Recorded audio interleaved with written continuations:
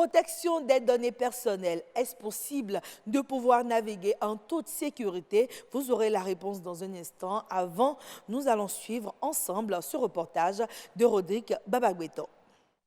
Après plusieurs années de profession en tant qu'informaticien, difficile pour Imran de laisser aujourd'hui ses données personnelles sur la toile sans aucune mesure de sécurité.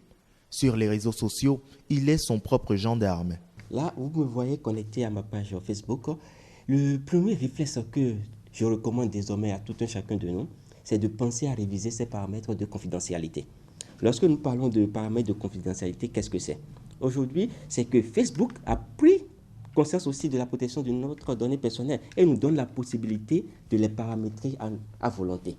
Dans mes paramètres de confidentialité, je peux décider qui peut voir, par exemple, mes publications. Je peux décider de la liste de mes amis.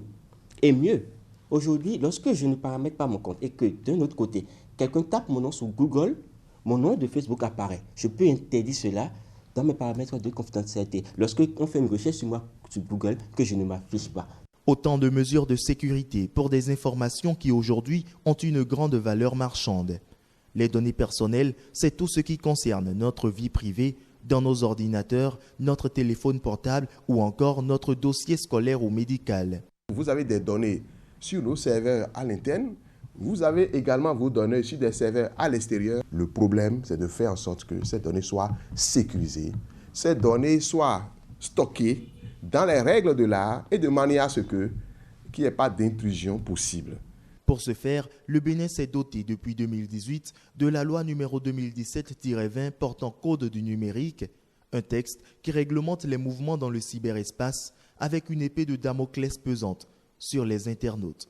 Dès que le citoyen a une information qu'il pense intéressante, on fait des transferts. Et tout cela constitue des infractions. Les transferts de données sans autorisation, c'est quand même 6 mois à 10 ans d'emprisonnement. C'est quand même des amendes de 10 millions à 50 millions. Certains ont été poursuivis et condamnés. Si on doit appliquer à la lettre le code du numérique, mais je vais vous dire que peut-être 98% des récents traitements sont susceptibles d'être poursuivis. Le Bénin compte bien ne pas lésiner sur les moyens de sécurisation des données personnelles. Face à la problématique de la cybersécurité et de la souveraineté numérique, le pays se dote de son data center, un centre numérique pour permettre la conservation des données à l'étranger sur le territoire national. Bien sécuriser ces données personnelles revient avant tout au citoyen lui-même, comme renseigne cette affiche de sensibilisation. Voilà, merci à vous, Rodrigue Babagbeto, pour ce reportage. Imran Lekoyo, il était dans ce reportage et on le retrouve en plateau ici, mesdames et messieurs. Nous vous présentons Imran Lekoyo. Bonsoir. Bonsoir. Alors, vous êtes conseiller à l'autorité de protection des données personnelles, mais Exact. vous êtes aussi un expert informaticien. Tout à fait. Alors, moi, ma première question, c'est de savoir, le 28 janvier, tout le monde a célébré la journée de protection des données personnelles. Vous, en tant qu'informaticien, est-ce que vous n'avez pas l'impression que c'est une journée de plus? Est-ce utile? Merci beaucoup. Vous savez, dans notre pays, je pense qu'il y a plusieurs journées. Journée de l'arbre, journée de la femme. Si on parvient à consacrer une journée à un événement, c'est parce que cela en vaut la peine. Aujourd'hui, pourquoi sommes-nous venus à dédier une journée internationale à la protection des données personnelles? C'est l'aspect que revêt l'importance de nos données personnelles qui aboutit à cela. Cette journée a pour objectif, de façon globale et spécifiquement pour les autorités de protection des données personnelles, de sensibiliser les citoyens sur l'importance de la protection de leurs données personnelles. Aussi, c'est un moment pour nous de réfléchir à comment faire pour mieux protéger, pour mieux garantir la protection des données personnelles de nos citoyens. Et pour information, peut-être j'avais prévu l'annoncer plus tard, mais je l'annonce en même temps.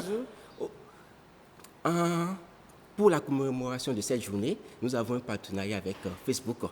Ce partenariat nous permettra à nos autorités de pouvoir mieux protéger les données de nos citoyens lorsque ces derniers vont exercer leurs différents droits, par exemple, droit d'accès à leurs données, droit de suppression de certains contenus publiés à leur insu sur les réseaux sociaux, notamment Facebook. On pourra valablement répondre à cela et leur donner satisfaction. Alors, ça se comprend, vous vous intéressez donc aux GAFA, aux géants du net, pour toujours assurer Oui. une meilleure sécurité Exactement. aux internautes béninois. On aura l'occasion certainement de pouvoir revenir sur le sujet, peut-être dans un autre format. En attendant, moi, je veux qu'on puisse préciser aux téléspectateurs, quand on parle de données personnelles, de quoi est-ce qu'on parle véritablement? OK. Lorsqu'on parle de données personnelles, ne réfléchissez même pas. C'est toute information qui peut permettre de vous identifier de façon unique.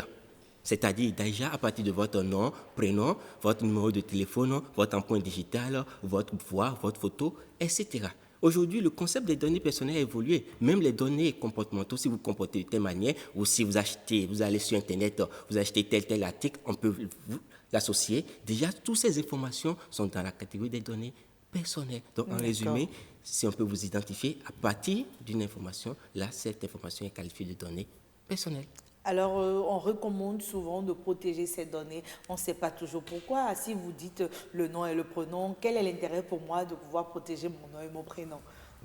Merci beaucoup. Cette question revient souvent. Lorsqu'on parle de l'importance de la protection des données personnelles, parfois les gens ne s'en rendent pas compte. Est-ce que c'est important de protéger mon nom et prénom? Dites-moi. Là où vous êtes, peut-être vous êtes ordonnateur de budget. Et simplement, il y a un bon de commande qui porte votre nom en bas et votre signature. Peut-être que ce n'est pas vous qui l'avez émis. S'il y a un détournement de fonds, qui on va attaquer demain? C'est encore moi. Ou bien, votre véhicule, c'est immatriculé à votre nom et que peut-être vous l'avez prêté à quelqu'un. Peu importe ce qui arrive à ce véhicule demain, si on veut attaquer quelqu'un, on verra qui? Vous. Aujourd'hui, si vous allez à MTN, bon, sur les réseaux, sur les opérateurs GSM en général, il y a plusieurs numéros qui sont enregistrés au nom d'autres individus, juste le nom. Maintenant, les cybercriminels font quoi? Quand il y a délit, qui en cherchent le propriétaire de ce numéro, toi tu es là, tu n'as rien fait. Tu n'es au courant de rien. Je vous assure, des gens étaient déjà coffrés pour ça. Et donc, c'est pourquoi c'est important de protéger. Là, ce n'est juste qu'un aspect des noms. C'est pour nous montrer à quel point rien que le nom est important. Voilà. Alors, donc, pour vous, quelles sont les données véritablement qui méritent d'être protégées? Parce qu'on ne peut quand même pas tous protéger. Toutes ces données-là, on ne peut pas les protéger. Il n'y a pas de données à négliger, tant que cela se rapporte à vous.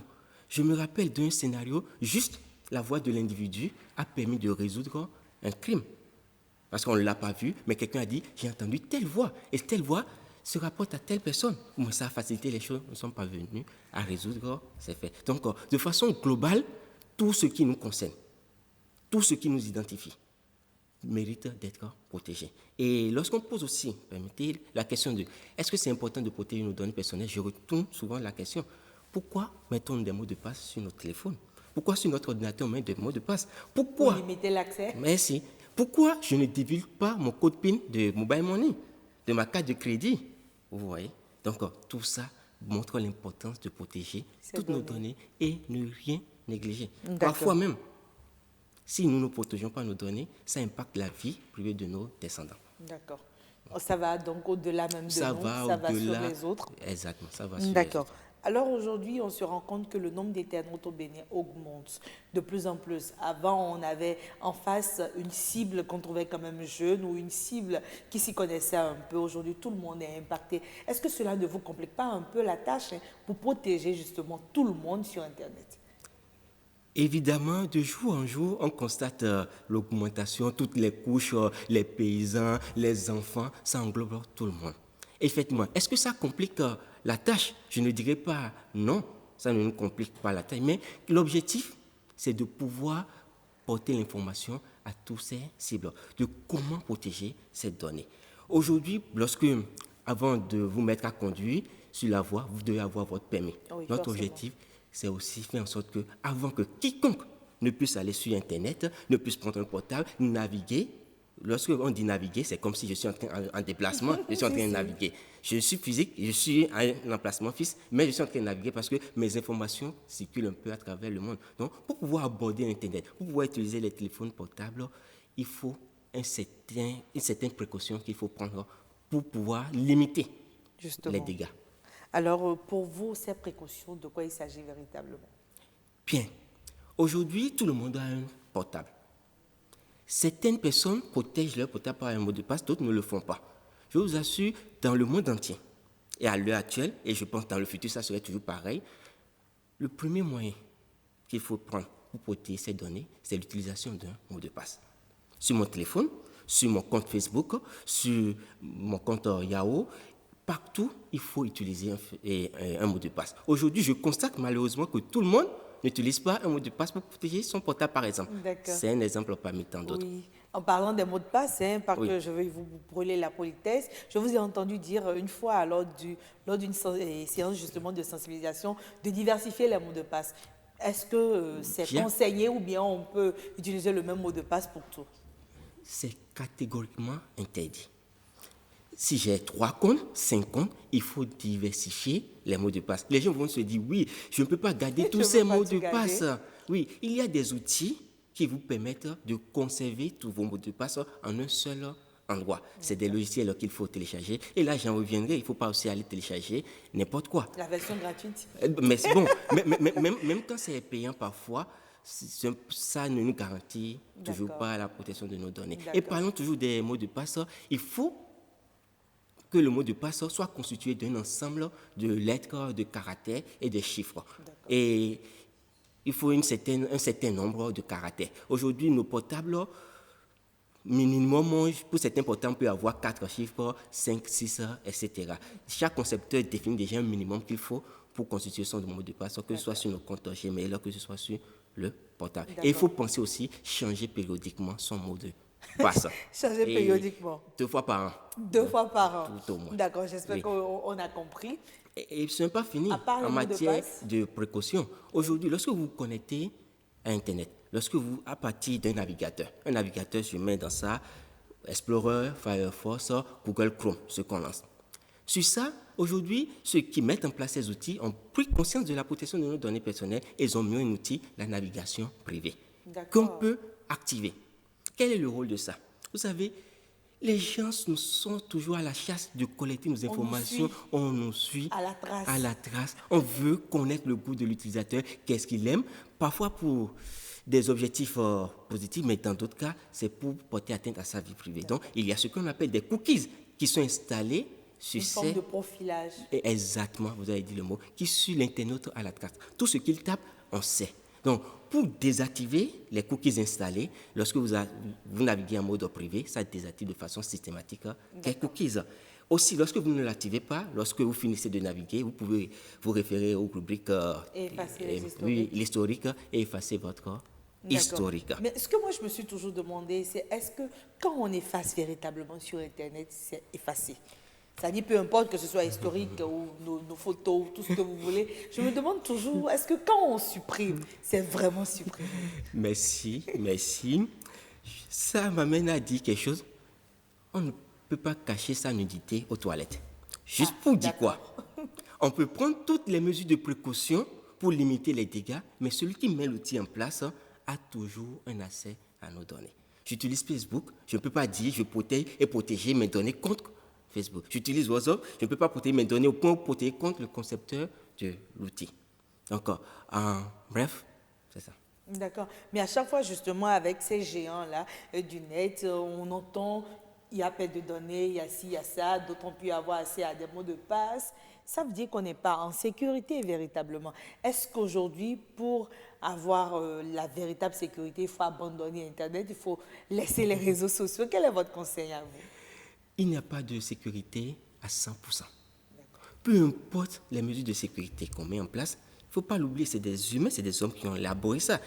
Dans le même temps, il y a des gens qui passent toute leur journée à craquer ces systèmes. Ce n'est pas pour autant. Oui, exactement. Au fait, on s'adapte au jour le jour. Vous voyez, les avions, ça fait des crashs tout le temps. Mais est-ce qu'on a supprimé les avions? Non.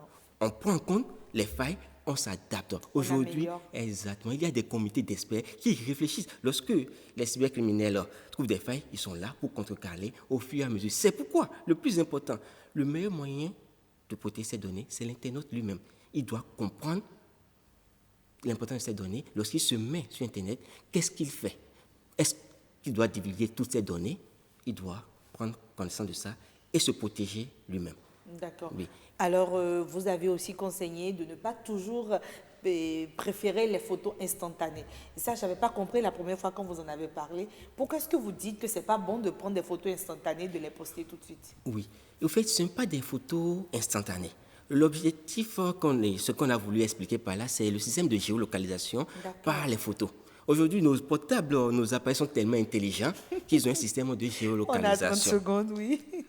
Okay. C'est bon, on peut y aller. Qui sont tellement, et nos téléphones sont tellement évolués qu'on a un système de géolocalisation. Lorsque ce système est activé et vous prenez une photo, ça enregistre les coordonnées de l'emplacement où vous avez pris. Et vous publiez cette photo.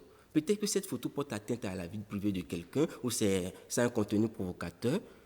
On peut identifier le lieu où vous êtes et vous localiser. D'accord, on a compris, monsieur Lekoyo. Un dernier conseil pour la protection de ces données. Je ne sais pas si ma chef d'édition me le permet, on peut y aller? 5 secondes. Oui. Je recommande vivement aux gens de privilégier les sites web sécurisés. Ça commence par HTTPS. Surtout en matière de transactions, lorsqu'on veut faire des achats en ligne, lorsqu'on veut publier ses données de santé, les sites HTTPS sont vivement recommandés. Il faut s'assurer qu'on est en mode sécurisé. Donc. Exactement. Merci pour vos conseils, Imran Lekoyo. Nous rappelons que vous êtes conseiller à l'autorité de protection des données personnelles, APDP. C'est terminé pour la rubrique Autant savoir.